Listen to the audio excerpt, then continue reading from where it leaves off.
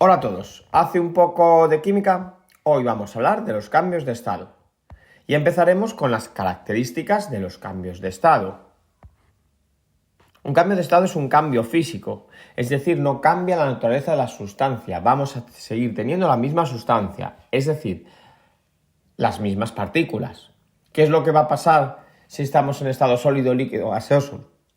Que las partículas estarán más juntas o más separadas.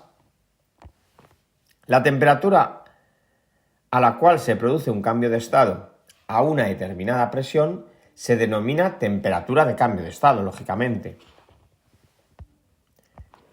Si hablamos de la temperatura de fusión o punto de fusión, estaremos hablando de la temperatura a la cual se produce el cambio de sólido a líquido o de líquido a sólido.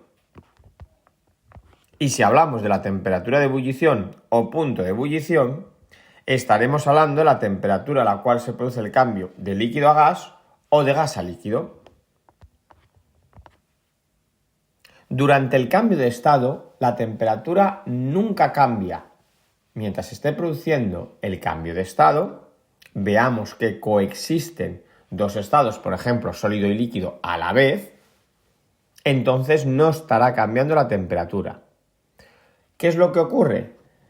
Pues lo que ocurre durante un cambio de estado es que la energía que se está intercambiando con el entorno se está utilizando o bien en terminar de separar las partículas o bien en terminar de juntar las partículas. Y los cambios de estado son reversibles. Yo puedo tener una sustancia que la paso de líquido a gas, pero luego cogerla y pasarla de gas a líquido. Aquí tenéis un gráfico con los distintos cambios de estado. De sólido a líquido se llama fusión. De líquido a sólido, solidificación. De líquido a gas, vaporización. De gas a líquido, condensación. De sólido a líquido sin pasar por de sólido a gas sin pasar por el estado líquido, sublimación. Y de gas a sólido sin pasar por estado líquido, sublimación regresiva. ¿Qué son los cambios progresivos? Aquellos en los que hay que dar a la sustancia un aporte de energía. La sustancia gana energía. En el gráfico los tenéis puestos en color rojo. ¿Qué es lo que ocurre? Pues que al darles energía las partículas se van a mover cada vez más rápido y entonces se va a ir separando cada vez más estas partículas. ¿Qué son los cambios regresivos? Aquellos en los que el sistema pierde energía, libera energía. En el gráfico están en color azul. ¿Qué es lo que ocurre cuando un sistema pierde energía? Que sus partículas empiezan a moverse cada vez más despacio y al moverse cada vez más despacio se van a empezar a juntar más. Vamos a ver qué diferencia existe entre la ebullición y la evaporación. Ambos son vaporizaciones. ¿Y qué era una vaporización? El cambio de estado de líquido a gas, pero que puede producirse de dos maneras distintas, que van a dar lugar a los dos tipos de cambio de líquido a gas. Puede ser mediante la ebullición o puede ser una evaporación. ¿Qué es la ebullición? Pues como hemos dicho antes, es un cambio de líquido a gas. Pero ¿qué es lo que pasa?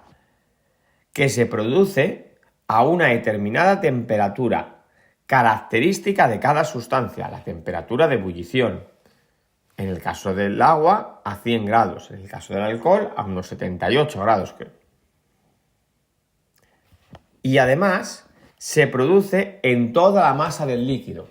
Si yo, por ejemplo, estoy llevando agua a ebullición, la estoy haciendo hervir, veré que al principio empiezan a aparecer burbujitas en el fondo del recipiente, porque va a ser ahí donde esté recibiendo la energía, y luego irán apareciendo a lo largo de las paredes del recipiente, debido a la conducción del calor, para enseguida empezar a burbujear todo el líquido. Es decir, se está produciendo en toda la masa del líquido, la ebullición, y a una determinada temperatura.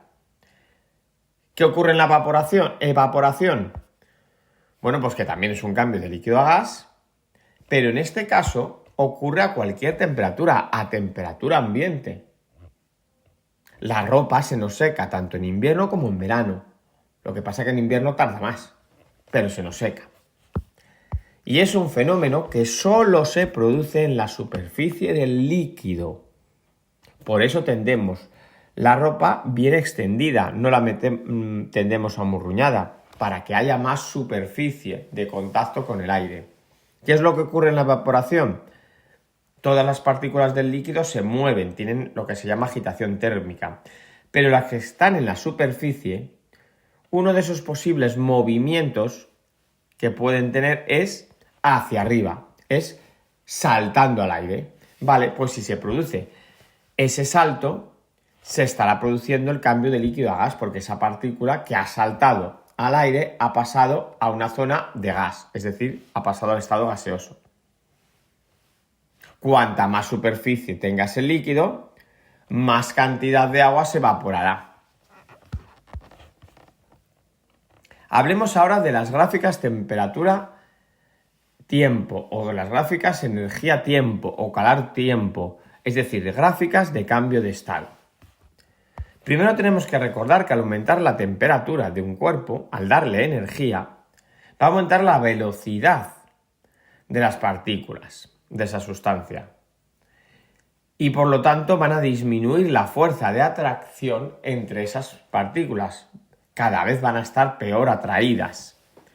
Y al revés, si hablamos de disminuir la temperatura, es decir, de enfriar, de hacer que ese cuerpo pierda energía, va a disminuir la velocidad de las partículas y por lo tanto va a aumentar la fuerza de atracción entre dichas partículas. Al moverse más despacio se van a poder juntar más.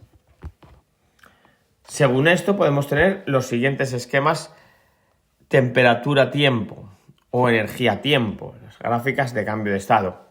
Tenemos en esta gráfica un trozo de hielo que está más o menos en los 25 grados, que le empiezo a aplicar energía, el tramo 1. Al aplicarle energía va a aumentar la temperatura de estas partículas, con lo cual se van a mover cada vez más rápido, hasta llegar a la temperatura de fusión de ese hielo, que en este caso es 0 grados. Y vemos que ahí lo que ocurre es un tramo horizontal. ¿Por qué? Porque ahí se va a producir un cambio de estado.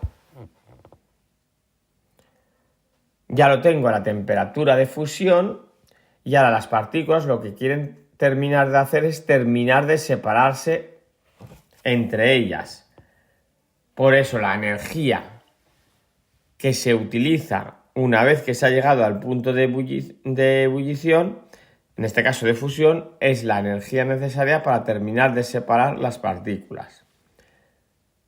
Por eso el tramo 2 es horizontal. Una vez que ya tengo todas las partículas separadas, estado líquido, yo podría seguir aumentando la temperatura mediante energía de esta sustancia. ¿Qué es lo que ocurre? Que entonces ahora ya va a aumentar la temperatura. ¿Hasta cuándo? Hasta que lleguemos a la temperatura de ebullición, que sería el tramo 4. Y aquí me volverá a pasar lo mismo de antes, que las partículas utilizarán la energía que se les está aportando para terminar de separar partículas. Si así lo hacen, habremos pasado al estado 5, que es el estado gaseoso. Si este gas lo tengo en un recipiente cerrado, al seguir calentando veré que aumenta la energía de ebullición de este cuerpo. Aquí tenemos otra gráfica, en este caso es una gráfica, digamos, de enfriamiento. Y sigue siendo el agua. Yo tengo vapor de agua, en este caso a 130 grados. Si lo empiezo a enfriar, las partículas de este gas se van a mover cada vez menos, con lo cual va a disminuir la temperatura. Al moverse cada vez menos, las partículas tenderán a juntarse como si está en un líquido. Y por eso vemos esa línea horizontal, porque en ese rato se está produciendo la condensación de ese líquido, de ese gas. Está pasando de gas a líquido.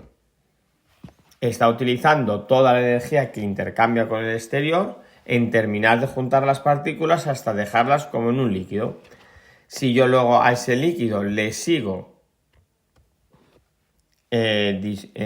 obligándole a disminuir la temperatura, este líquido lo que hace es cada vez más ir juntando y juntando y juntando más